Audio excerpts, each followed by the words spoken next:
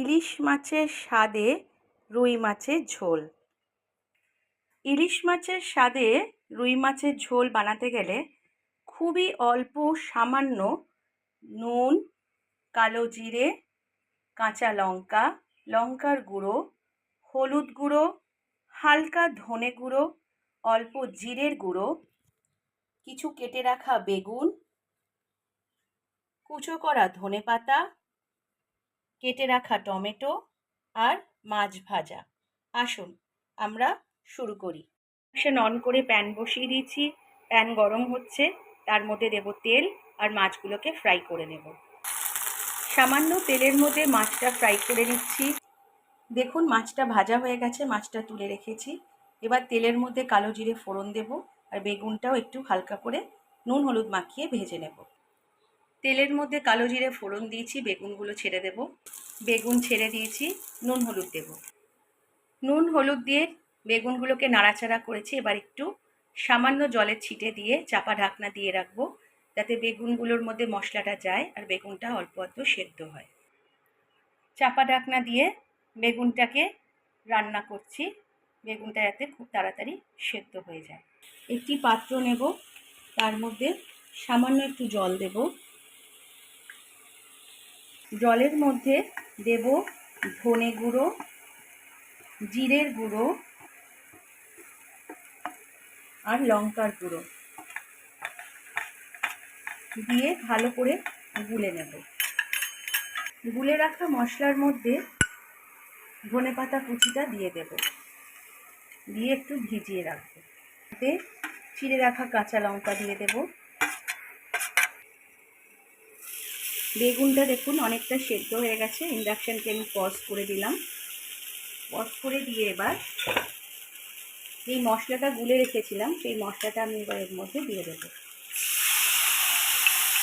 মশলাটা দিয়ে বাটিটার মধ্যে আর সামান্য জল গুলে জলটা দিয়ে দেব। তারপর দেব কেটে রাখা টমেটোগুলো দিয়ে দিলাম। দিয়ে একটু নাড়াচাড়া করে আবার চাপা ঢাকনা দিয়ে দেব। চাপা ঢাকনা দিয়ে ইন্ডাকশনের টেম্পারেচারটা একটু বাড়িয়ে দিলাম। এবার অপেক্ষা করব সেদ্ধ হওয়ার। এবার দেখে নেব যে সেদ্ধ হয়েছে কিনা। আর এক বাটি জল রেডি করে রাখলাম। দেখুন টমেটোগুলো পুরো একদম সেদ্ধ হয়ে মিশে গেছে, বেগুনগুলো রয়েছে। এবার আমি জল ঢেলে দেব ঝোল তৈরি করার জন্য।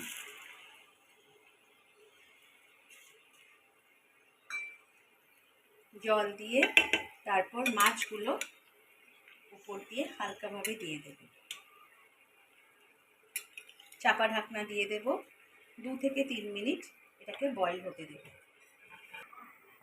বয়েল হচ্ছে, এবার ঢাকনাটা খুলে দেখে নেব। একদম বয়েল হয়ে গেছে। একটু ধনেপাতা, একদম সামান্য ধনেপাতা উপর দিয়ে দেবো, জাস্ট ধনেপাতার ফ্লেভারটার জন্য।